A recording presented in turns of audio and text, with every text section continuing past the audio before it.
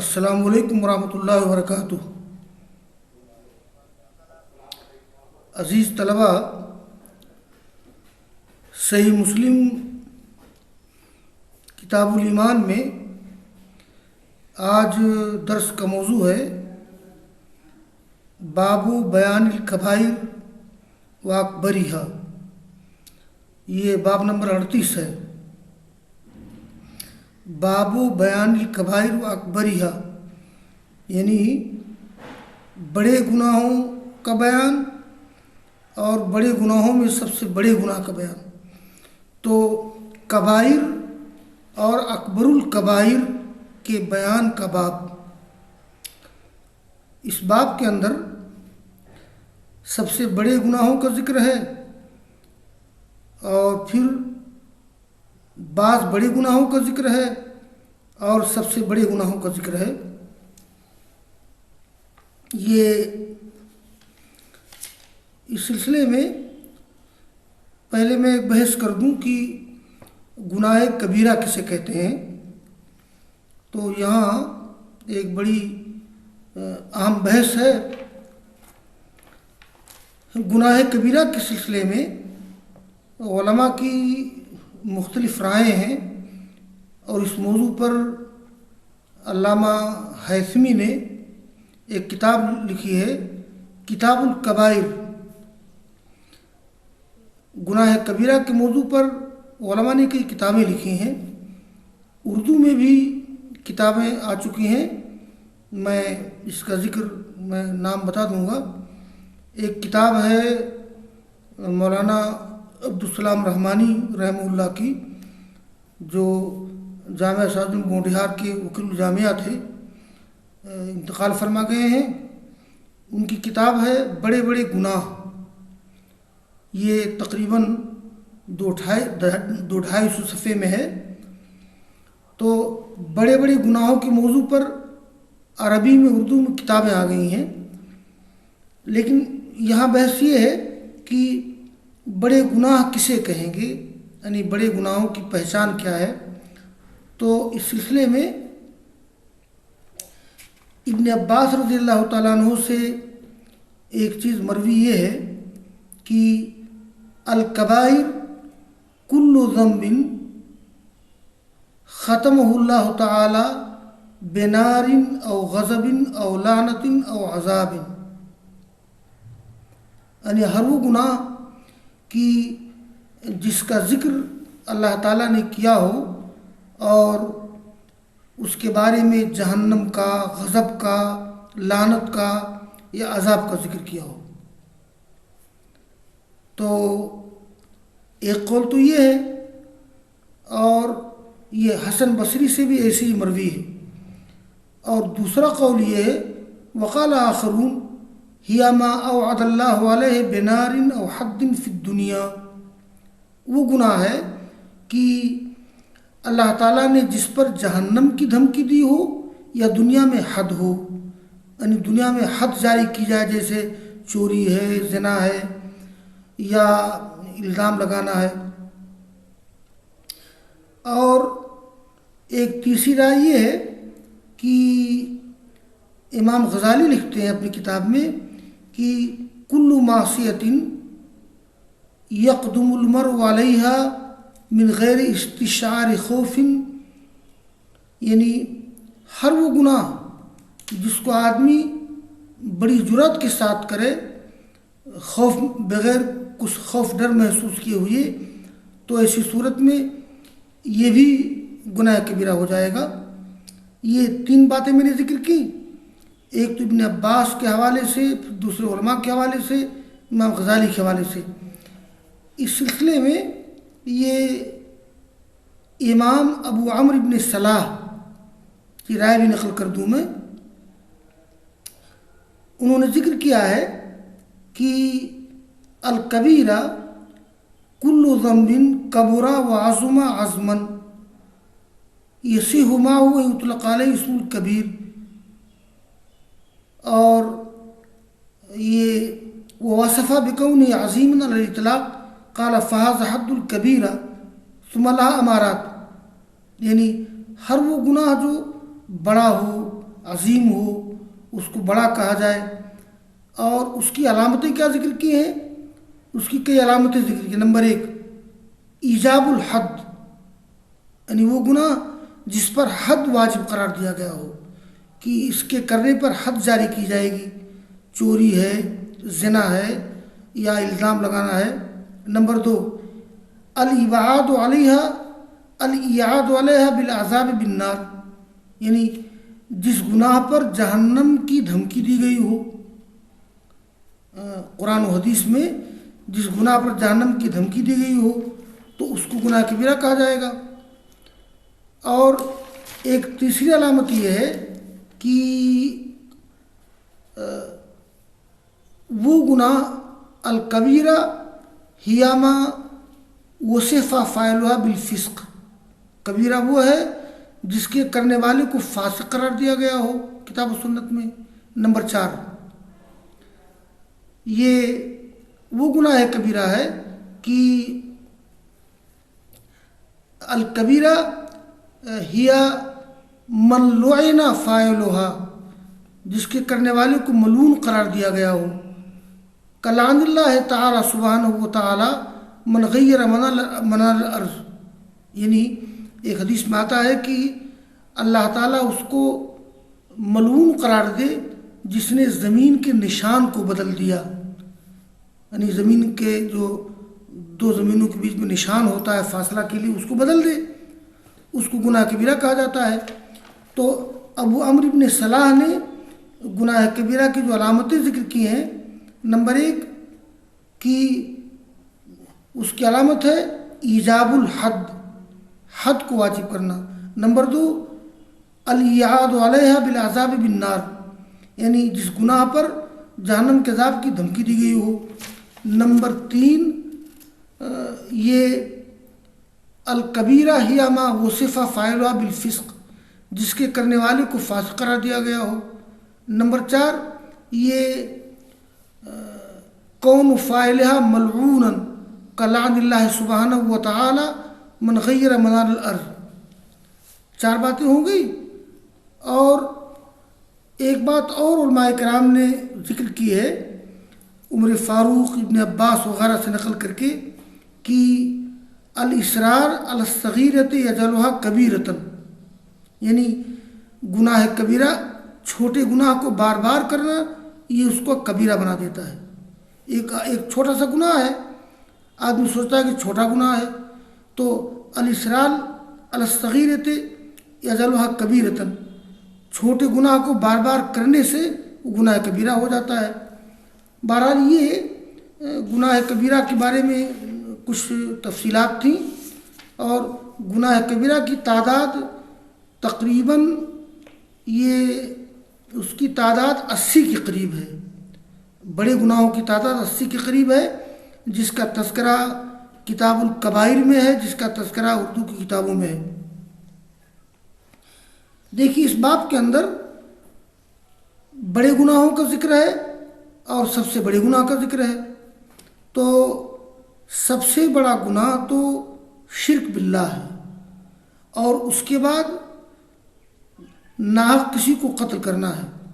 ان دونوں گناہوں کے علاوہ اور جتنے گناہ ہیں وہ بڑے گناہوں میں سے ہیں، اگرچہ حدیث کے الفاظ مختلف انداز کے ہیں۔ دیکھیے گا، یہ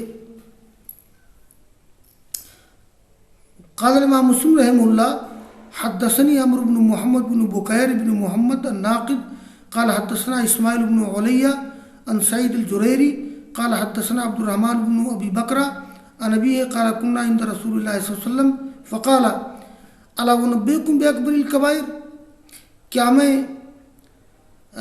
آپ لوگوں کو سب سے بڑے گناہ کی خبر نہ دوں؟ آپ نے 3 بار جملہ استعمال کیا۔ آپ نے کہا الاشراک باللہ، اللہ کے ساتھ شریک کرنا، وہ حقوق الوالدین، ماں باپ کی نافرمانی کرنا، وہ شہادت الزور، جھوٹ کی گواہی دینا۔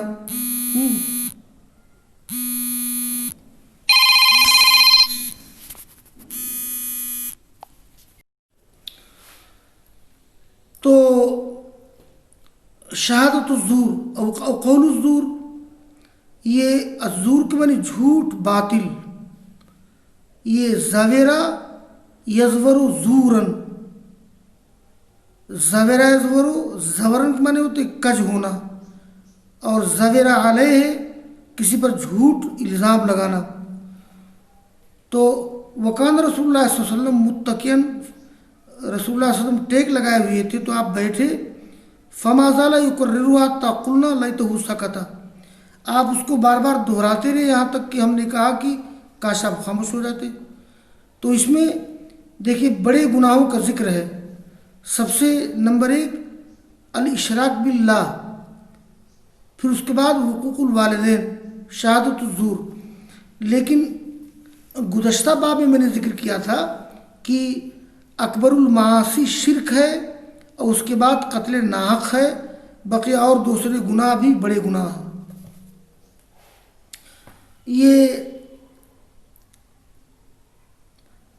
اس کے بعد کی روایت ہے، قال حدثني يحيى بن حبيب الحارثي قال حدثنا خالد وابن الحارث قال حدثنا شعبة قال اخبرنا عبد الله بن ابي بكر عن انس عن النبي صلى الله عليه وسلم في الكبائر قال الشرك بالله وحقوق الوالدين وقتل النفس وقول الزور۔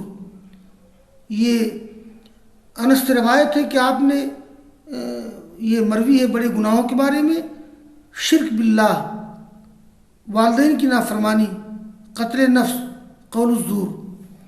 اور آگے کی روایت ہے، قال امام مسلم رحمہ اللہ حدثنا محمد بن ولید بن عبد الحمید قال حدثنا محمد بن جعفر قال حدثنا شعبہ قال حدثني عبید اللہ بن ابی بکر قال سمعت انس بن مالک قال ذکر رسول اللہ صلی اللہ علیہ وسلم الکبائر۔ انس کہتے ہیں کہ آپ نے بڑے گناہوں کا ذکر کیا، یا پوچھا گیا آپ سے تو آپ نے کہا الشرک باللہ وقتل النفس وحقوق الوالدین، تو اور آپ نے کہا الا انبئکم باکبر الکبائر، کیا میں نہ بتاؤں کہ سب سے بڑا گناہ کون سا ہے؟ تو آپ نے کہا قول الزور او قال شہادت الزور، جھوٹی بات یا جھوٹی گواہی۔ شعبہ کہتے ہیں واکبر ظنی انہ شہادت الزور، یعنی میرا زیادہ گمان غالب ہے کہ آپ نے شہادت الزور کہا ہے۔ یہاں ایک بات میں ذکر کر دوں، یہ جو جملہ ہے الا ونبئکم باکبر الکبائر قول الزور اور شہادت الزور، یعنی کیا میں تم لوگوں کو سب سے بڑے گناہ کی خبر نہ دوں، وہ ہے قول زور یا شہادت زور۔ تو علامہ نووی لکھتے ہیں فلیس علی ظاہرہ المتبادر الی الافہام منہ، یعنی ذہنوں میں جو اس کا متبادل مفہوم ہے یہ مراد نہیں ہے۔ کیوں؟ اس لیے کہ گزشتہ حدیث سے بات معلوم ہوئی ہے کہ لأن الشرک اکبر منہ بلا شک وقذا القتل فلا بد من تعویلہ، اس لیے کہ شرک تمام گناہوں میں سب سے بڑا گناہ ہے، اور اس کے بعد قتل ناحق ہے۔ تو علامہ نووی نے اس کی کئی تعویل کی ہے۔ ایک تعویل یہ کی گئی ہے کہ ہوا محمول علی الکفر فإن الکفر کافر شاہد بالزور وعامل بہ، یہ محمول کفر پر ہے اس لیے کہ کافر جھوٹی گواہی دیتا ہے، جھوٹ بولتا ہے۔ دوسری توجہ یہ ہے کہ ہوا محمول علی المستحل فیصر بذلک کافرا، وہ محمول ہے اس شخص پر جو اس کو حلال سمجھ کے کام کرے، اس سے کافر ہو جائے گا۔ تیسری توجہ یہ ہے کہ المراد من اکبر الکبائر کما قدمناہ فی نظائرہ، یعنی یہ جو آپ نے کہا الا ونبئکم باکبر الکبائر، الا ونبئکم یعنی من اکبر الکبائر، کیا میں تم لوگوں کو ان گناہوں کا ذکر نہ کروں جو بڑے گناہوں میں سے ہے؟ تو بے اکبر الکبائر اصل میں من اکبر الکبائر ہے، گویا یہ جھوٹ بولنا، جھوٹ گواہی دینا بڑے گناہوں میں من محفوظ ہے، من یہاں محذوف ہے، یعنی یہ من اکبر الکبائر بڑے گناہوں میں سے ہے۔ آگے کی روایت ہے، یہ قال امام مسلم رحمہ اللہ حدثني هارون بن سعید الایلی قال حدثنا ابن وهب قال حدثني سلیمان بن بلال عن ثور بن زید عن ابی الغیث عن ابی ہریرہ ان رسول اللہ صلی اللہ علیہ وسلم قال اجتنبوا السبع الموبقات، بچو 7 ہلاک کرنے والی چیزوں سے، بچو 7 ہلاک کرنے والی چیزوں سے۔ الموبقات مانے مہلکات۔ کہا اللہ کے رسول وہ کیا ہے؟ تو آپ نے کہا شرک باللہ، جادو۔ جمہور کے نزدیک جادو بھی حرام ہے، اس لیے کہ جادو میں جادو کی بعض قسمیں شرک تک پہنچا دیتی ہیں، اور کسی جان کو قتل کرنا جس کو اللہ نے حرام قرار دیا ہے مگر حق کے ساتھ، اور یتیم کے مال کو کھانا، سود کھانا، التولی یوم الزحف، مقابلے کے دن پیٹھ پھیرنا، جیسے مقابلہ ہو رہا ہو مسلمانوں کا کافروں سے، پیٹھ پھیرنا، وہ قذف المحصنات الغافلات المؤمنات، پاک دامن شریف مومن عورتوں پہ الزام لگانا۔ المحصنات کے معنی پاک دامن، الغافلات معنی گناہوں سے پاک، سیدھی سادھی شریف مومن پاک دامن عورتوں پہ الزام لگانا۔ تو یہ 7 چیزیں موبقات ہیں، یعنی یہ بھی مہلکات ہیں، یہ بھی بڑے گناہ ہیں۔ اور قال امام مسلم رحمہ اللہ حدثنا قتيبة بن سعيد قال حدثنا الليث عن ابن الهاد عن سعد بن ابراہیم عن حمید بن عبد الرحمن عن عبد الله بن عمرو بن العاص ان رسول اللہ صلی اللہ علیہ وسلم قال من القبائر شتم الرجل والديه۔ آپ نے بتایا کہ بڑے گناہوں میں سے کسی شخص کا اپنے والدین کو گالی دینا ہے، یعنی اپنے والدین کو گالی دینا بڑا گناہ ہے۔ اس زمانے میں والدین کو گالی دینے کا تصور نہیں تھا، اب تو خیر لوگ والدین کو بھی گالی دیتے ہیں، لیکن اس زمانے میں ڈائریکٹ بلا واسطہ والدین کو گالی دینے کا تصور نہیں تھا۔ تو لوگوں نے کہا کہ اے اللہ کے رسول یشتم الرجل والدہ، کیا کوئی شخص اپنے والدین کو گالی دے سکتا ہے؟ قال نعم، ہاں۔ آپ نے کہا کہ ہاں دیکھو ایسا ہوگا، یسب ابا الرجل فیسب اباہ ویسب امہ فیسب امہ، یعنی کوئی شخص کسی آدمی کے باپ کو گالی دیتا ہے تو وہ اس کے باپ کو گالی دے دے، یا کوئی شخص کسی کی ماں کو گالی دیتا ہے تو وہ اس کی ماں کو گالی دے دے۔ یعنی آپ نے یہ سمجھایا کہ ایک شخص کسی کے باپ کو گالی دے تو وہ اس کے باپ کو گالی دے گا، گویا کسی کے باپ کو گالی دینا خود اپنے باپ کو گالی دلوانے کے سبب بن گیا، یا کسی نے کسی کی ماں کو گالی دی اور وہ اس کی ماں کو گالی دے گا، تو کسی کی ماں کو گالی دینا گویا اپنی ماں کو گالی دلوانا ہو گیا۔ اور اس باب کی آخری حدیث ہے